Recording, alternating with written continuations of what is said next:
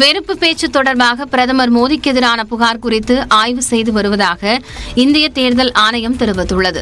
ராஜஸ்தான் மாநிலம் பஸ்வாராவில் நடந்த பாஜக பரப்புரை கூட்டத்தில் பேசிய மோடி, இஸ்லாமியர்களை ஊடுருவல்காரர்கள், அதிக குழந்தைகளை பெற்றுக் கொள்பவர்கள் என்று கூறியிருந்தார். இதனைத் தொடர்ந்து மோடி மீது நடவடிக்கை எடுக்க கோரி தேர்தல் ஆணையத்திற்கு ஏற்கனவே 20,000க்கும் மேற்பட்ட இமெயில் புகார்கள் வந்துள்ளன.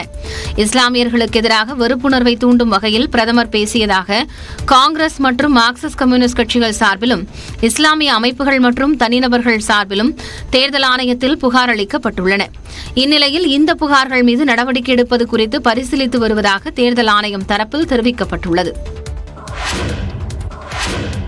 பாஜக மீண்டும் ஆட்சிக்கு வந்தால் முன்பதிவு செய்யும் அனைவருக்கும் ரயில் டிக்கெட் உறுதி செய்யப்படும் என்று அமைச்சர் அஸ்வினி வைஷ்ணவ் வாக்குறுதி அளித்துள்ளார். இது தொடர்பாக செய்தி நிறுவனம் ஒன்றுக்கு பேட்டியளித்த அவர், கடந்த 10 ஆண்டுகளில் ரயில்வே துறையில் முன்னெப்போதும் இல்லாத பல்வேறு மாற்றங்களை மோடி செய்திருப்பதாக கூறினார்.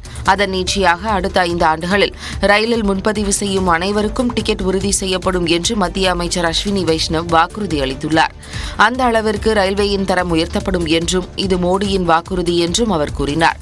இந்நிலையில் கடந்த 3 ஆண்டுகளில் ரயில் பயணத்திற்கு முன்பதிவு செய்து காத்திருப்போர் பட்டியலில் இருந்த டிக்கெட்டுகளை ரத்து செய்ததன் மூலம் மத்திய அரசுக்கு சுமார் 1,230 கோடி ரூபாய் வருவாய் கிடைத்தது குறிப்பிடத்தக்கது.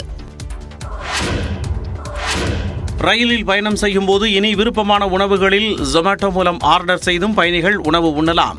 IRCTC எனப்படும் இந்திய ரயில்வே உணவு வழங்கல் மற்றும் சுற்றுலாக் கழகம் ஆன்லைன் உணவு விநியோக நிறுவனமான ஜொமேட்டோவுடன் ஒப்பந்தம் செய்துள்ளது. அதன்படி ரயில்வே பயணிகள் IRCTC வலைத்தளம் மூலம் ஜொமேட்டோவில் உணவு ஆர்டர் செய்ய வசதி ஏற்படுத்தப்பட்டுள்ளது. ரயில்களின் விவரம் மற்றும் இருக்கை எண்களை சரியாக பதிவிட்டால் ஜொமேட்டோ ஊழியர்கள் பயணிகளின் இருக்கைக்கு வந்து உணவு விநியோகம் செய்வார்கள் என்றும் கூறப்பட்டுள்ளது. இதன் மூலம் ரயில் உணவுகளை சாப்பிட வேண்டிய கட்டாயம் இல்லை என்றும் விருப்பமான உணவகங்களில் ஆர்டர் செய்து பயணத்தை அனுபவிக்கலாம் என்றும் கூறப்பட்டுள்ளது. அதன்படி பயணிகள் இனி ஆம்பூர் பிரியாணி உள்ளிட்டவற்றை சாப்பிட விரும்பினால் இனி ஜொமேட்டோவில் ஆர்டர் செய்து சுவைக்கலாம். இதில் ஆர்டரை கேன்சல் செய்வதற்கு சில விதிமுறைகளும் நிபந்தனைகளும் வழங்கப்பட்டுள்ளன.